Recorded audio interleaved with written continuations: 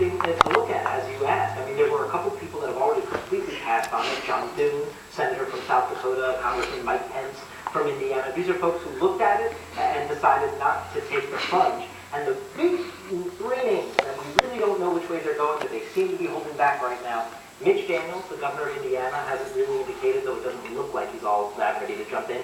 Sarah Palin and Mike Huckabee, two of the folks that are leading in the national name recognition polls right now, but right now they just haven't done all that work that the others are doing in the early stages. Now, David, you've divided them up into groups or tiers. Tell us about that and what you're thinking on it.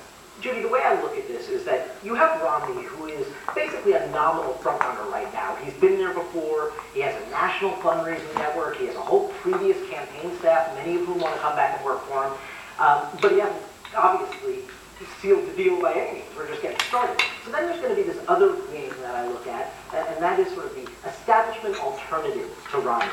That's Tim Pawlenty, or maybe Henry Barber, Mitch Daniels if he does get in, folks like that. Might fill that position. And then there's this third piece of the pie, which is really the conservative Tea Party wing here. And that's where Sarah Palin would find a home if she runs, certainly what Michelle Bachmann's looking at by deciding to get in the race, the congresswoman from Minnesota. Rick Santorum will look in that area of the party as well. And then you've got Donald Trump hanging out there considering running. David, what about Mitt Romney? I mean, he's as close, I guess, to as a front runner as there is, some would say, but he hasn't been able to solidify it or not.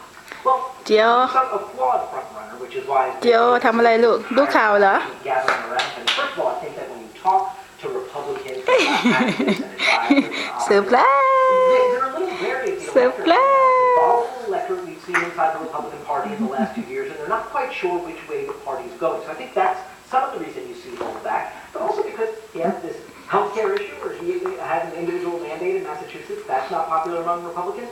And he still has this authenticity issue that he faced in the 2008 race about who is the real Mitt Romney, and he's going to face that again, and he has to answer those questions. So you mentioned he's out fundraising. What are the candidates doing at this stage?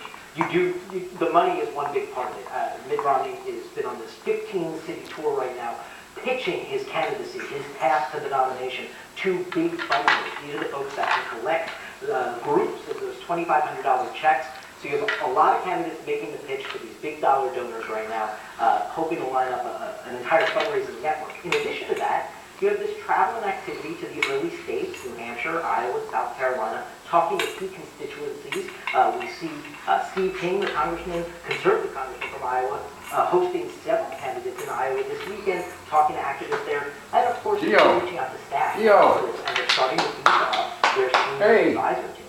And just like you were telling me earlier, this is a process that could stretch out longer than the GOP selection process.